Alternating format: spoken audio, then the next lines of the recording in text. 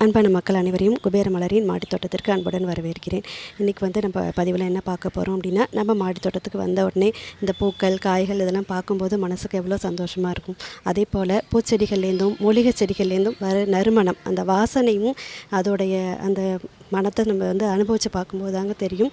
அந்த வாசனை மிகுந்த செடிகள் நம்ம வளர்க்குறதுனால நம்ம தோட்டத்துக்கும் நன்மைகள் இருக்குது அப்படிங்கிறதையும் இணைய பதிவில் பார்க்கலாங்க.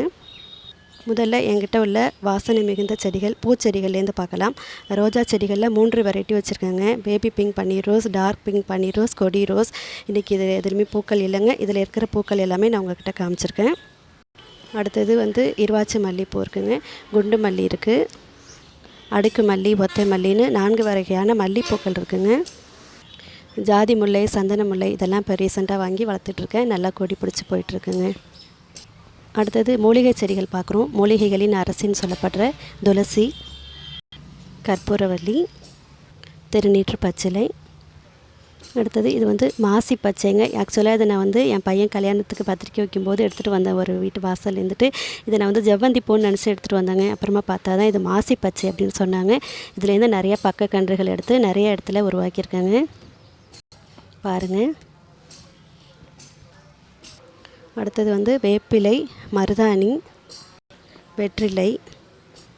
அடுத்தது இது ரம்பை இலைங்க. இது ஒரு வாசனை மிகுந்த செடின்னு சொல்லலாம்.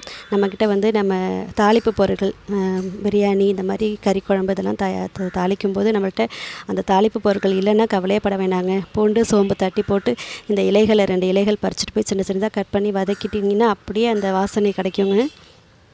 அதே போல் இந்த லெமன் லெமன் டீ போட்ட மாதிரியே இருக்குங்க. இதுலேருந்து ஒரு 2 இலைகள் எடுத்துகிட்டு போயிட்டு நீங்கள் டீயில் சின்ன சின்னதாக கிள்ளி போட்டு கொஞ்சம் நேரம் வச்சுட்டு வடிகட்டினீங்கன்னா லெமன் டீ மாதிரியே இருக்குங்க. அடுத்தது கருவேப்பிலைங்க.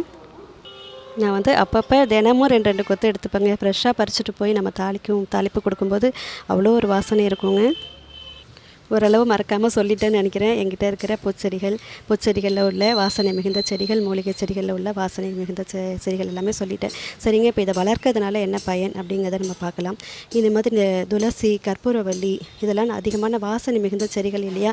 இதை 4 பக்கமும் ஒவ்வொரு பக்கமும் செடிகள், மற்ற செடிகள் இருக்கிற இடத்துல சுற்றி இதை நம்ம வைக்கும்போதுட்டு இதுலேருந்து வர வாசனைகள் மூலயமா நம்ம தோட்டத்தில் பூச்சி தாக்குதல் அதிகமாக இருக்காது அப்படிங்கிறத அந்த தகவலையும் நான் தெரிஞ்சுக்கிட்டு அதே மாதிரி செஞ்சிட்ருக்கேன். அது உண்மையான ஒரு தகவலாக தாங்க இருக்குது. பெரிய அளவு பூச்சி தாக்குதல் இருக்க மாட்டேங்குதுங்க. அதே போல் இந்த மூலிகை செடிகளை நம்ம அப்பப்போ பூச்சி விரட்டியாகவும் பயன்படுத்துறதுக்கும் இந்த யூஸ் ஆகுதுங்க. நாம் சொல்லியிருக்கேன் இல்லைங்களா, இதுலேருந்து இந்த வேப்பிலைகள், கற்றாழை இது எல்லாமே நான் இந்த வாசனை மிகுந்த செடிகள் எல்லாத்தையுமே நான் அப்பப்போ மாதம் ஒரு முறை இதை எல்லாமே அப்படியே தண்ணியில் ஊற வச்சு கொடுப்பேன், அரைச்சி கொடுப்பேன். இதை நான் பூச்சி விரட்டியாக எப்படி பயன்படுத்துகிறேங்கிற பதிவுகள் கூட கொடுத்துருக்காங்க. அந்த மாதிரி பூச்சி விரட்டியாக பயன்படுத்துறதுக்கும் நம்ம தோட்டத்தில் உள்ள செடிகளே நமக்கு பயன்படுங்க. இன்றைக்கி எங்கள் தோட்டத்தில் உள்ள வாசனை மிகுந்த செடிகள் பற்றி நான் கொடுத்த இந்த தகவல் உங்களுக்கு பிடிச்சதுன்னா நீங்களும் நம்ம சேனலை லைக் பண்ணுங்கள், ஷேர் பண்ணுங்கள், சப்ஸ்கிரைப் பண்ணி எனக்கு சப்போர்ட் பண்ணுங்கங்க. நன்றி, வணக்கம்.